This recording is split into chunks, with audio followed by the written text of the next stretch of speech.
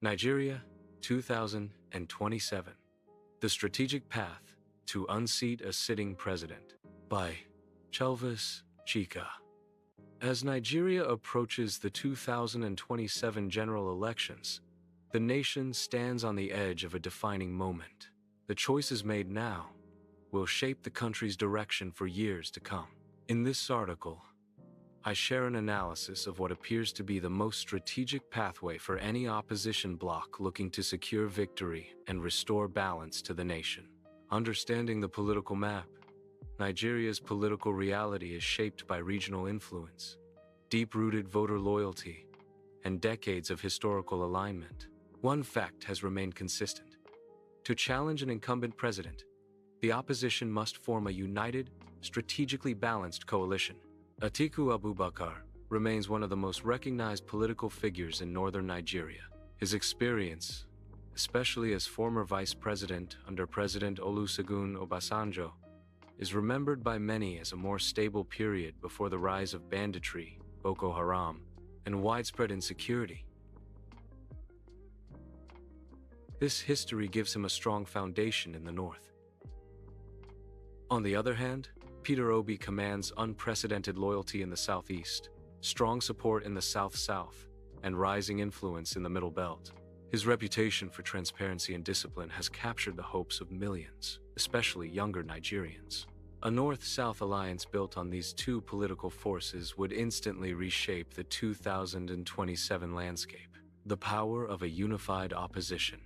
If the opposition forms a coalition that brings together northern dominance through an experienced figure, southern enthusiasm through a highly trusted reformist,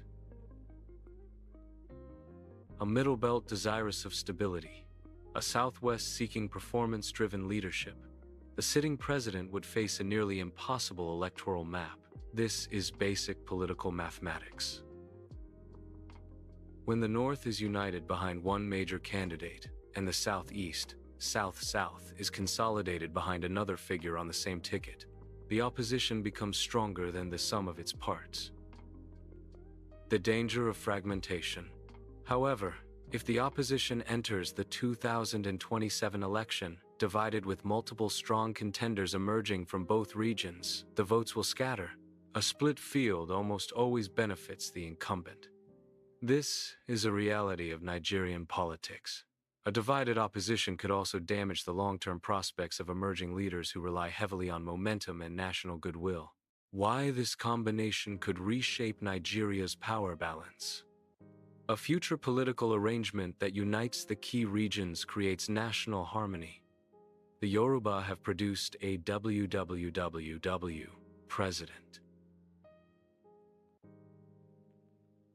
The Hausa, Fulani have produced a president. The Igbo would finally gain a realistic path to the presidency.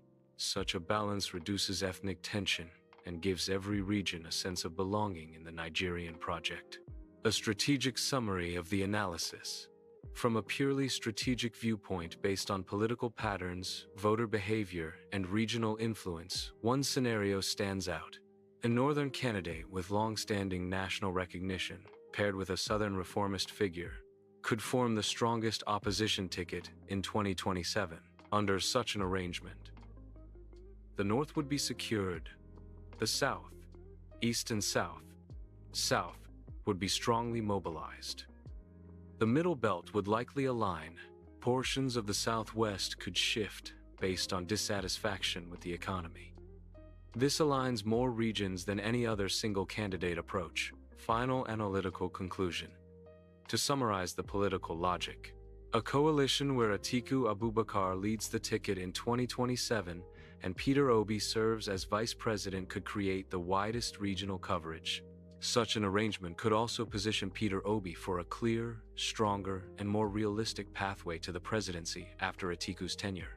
However, if the two major opposition figures run separately against the incumbent, the vote will likely split, making it extremely difficult for either to win.